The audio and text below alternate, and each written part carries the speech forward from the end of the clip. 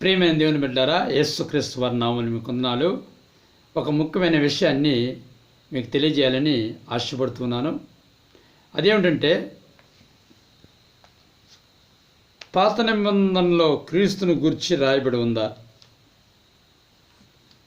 ఇంకోటి ఏంటంటే, మోషేకు క్రీస్తు తెలుసా? అంటే పాత నిబంధన కాలంలో ఉన్న మోషేకు క్రీస్తు తెలుసా? అప్పుడు క్రీస్తున్నాడా? క్రీస్తు తెలుసా?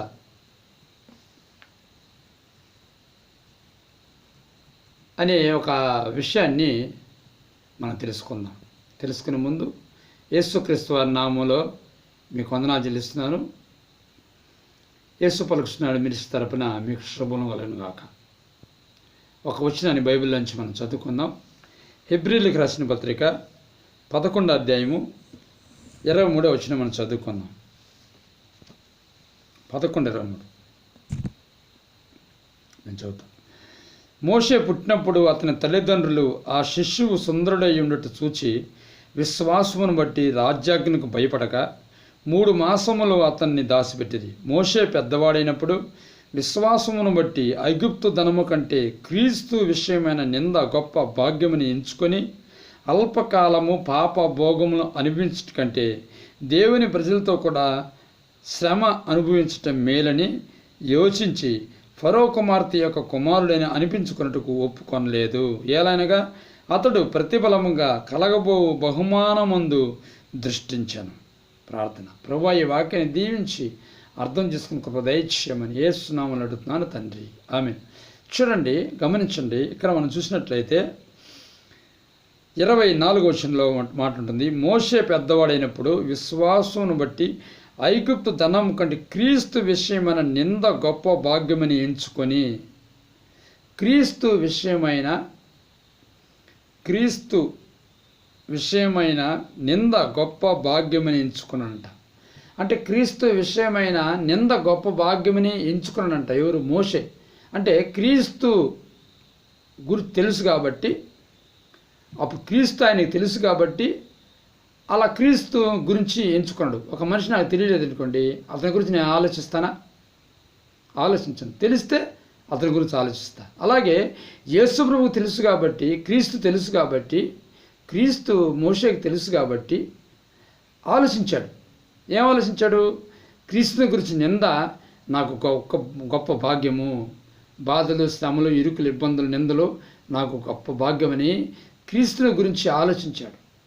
తెలుసు కాబట్టి మనం తెలియకపోతే మనం ఆలోచిస్తాం. ఎలా ఒక మనిషి మనం తెలిస్తే కదా ఆలోచించేది. అతను మంచివాడా చెడ్డోడా, లేకపోతే అతని పరిస్థితి ఏంటి, అతని గురించి మనం ఏమన్నా బాధలు పడాలా లేకపోతే సంతోషపడాలా అనేది మనకు తెలిస్తేనే మనం ఆ మనిషి గురించి మనం ఆలోచిస్తాం, ఒక నిర్ణయం తీసుకుంటాం. అలాగే యేసుక్రీస్తు గురించి ఒక నిర్ణయం తీసుకున్నాడు ఆయన. నింద పడితే పడింది, నిందలను అనిపిస్తాను, అవమానాలను అనిపిస్తాను, శ్రమలను అనిపిస్తాను, ఎందుకంటే నాకు బహుమానం ఉంది ముందు. క్రీస్తు గురించి నిందలు నేను తప్పకుండా అనిపిస్తాను అని ఒక నిర్ణయం తీసుకుని ఆలోచించి, అంటే క్రీస్తే అప్పుడు లేకపోతే క్రీస్తుని గురించి అతను ఎందుకు ఆలోచిస్తాడు?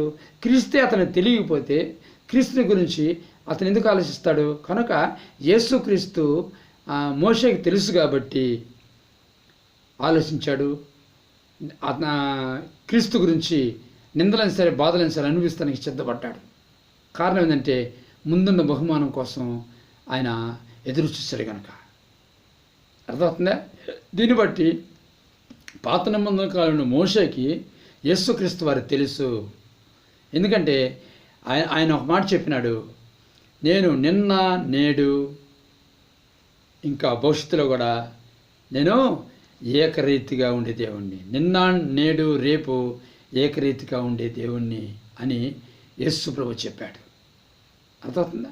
నిన్న అంటే పాత నిబంధన కాలం, నేడు అంటే కొత్త నిబంధన కాలం, రేపు అంటే ఇప్పుడు జరుగుతున్న ఈ పరిశుద్ధాత్మ కాలం. అర్థమవుతుందండి? ఈ 3 కాలాల్లో కూడా యేసుక్రీస్తు వారు ఉన్నారు అనేది మనం తెలుసుకోవాలి. యేసుక్రీస్తు లేకుండా ఏది కలగలేదు, యేసుక్రీస్తు లేకుండా ఏది జరగలేదు, యేసుక్రీస్తు లేకుండా ఏ భక్తుడు నడవలేదు. యేసుక్రీస్తు స్వరమేనే అందరు భక్తులు కూడా పాత నిబంధన భక్తులైనా కొత్త నిబంధన భక్తులైనా పరిశుద్ధాత్మ భక్తులైనా ఆయన స్వరం వినే ఆయన నడుచుకున్నారు. ఎందుకంటే దేవుని స్వరాన్ని విన్నవారు ఎవరూ లేరు. దేవుడు యేసుక్రీస్తు వారి స్వరంతో మాట్లాడాడు, వాక్కుతో దేవుని వాక్కు యేసుక్రీస్తు వారే, దేవుని మాట యేసుక్రీస్తు వారే. దేవుని మాట్లాడుతున్నారంటే యేసుక్రీస్తు వారు మాట్లాడుతున్నారు కనుక యేసుక్రీస్తు అప్పుడు ఉండబట్టి మాట్లాడాడు.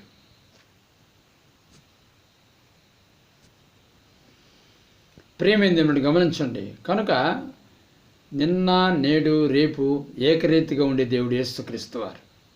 కనుక మోషేకు క్రీస్తు తెలుసు కాబట్టి, మోషేకే కాదు చాలామంది భక్తులు పాత నిబంధన భక్తులకు యేసుక్రీస్తు వెల్లడిపరుచుకున్నారు.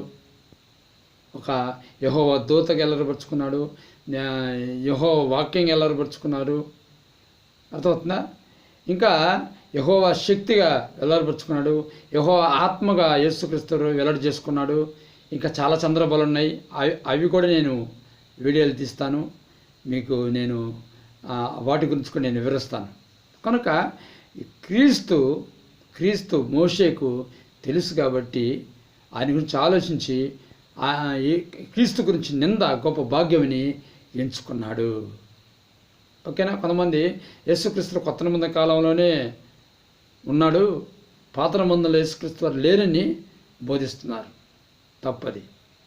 పాత నిబంధనలో కూడా యేసుక్రీస్తు వారు ఉన్నారు, కొత్త నిబంధనలో యేసుక్రీస్తు వారు ఉన్నారు, ఇప్పుడు కూడా యేసుక్రీస్తు వారు ఉన్నారు. ఓకేనా? ప్రార్థించు. పరిశుద్ధుడైన తండ్రి, ఈ వాక్యాన్ని దీవించి ఆశ్రదించి నీ బిడ్డలతో మాట్లాడినందుకు వందనాలు చెల్లిస్తూ, అర్థం చేసుకున్న భాగ్యం దయచేయమని చేసుకున్నందుకు వందనాలు చెల్లిస్తూ యేసు నామమున అడుగుతున్నాను తండ్రి. ఆమేన్.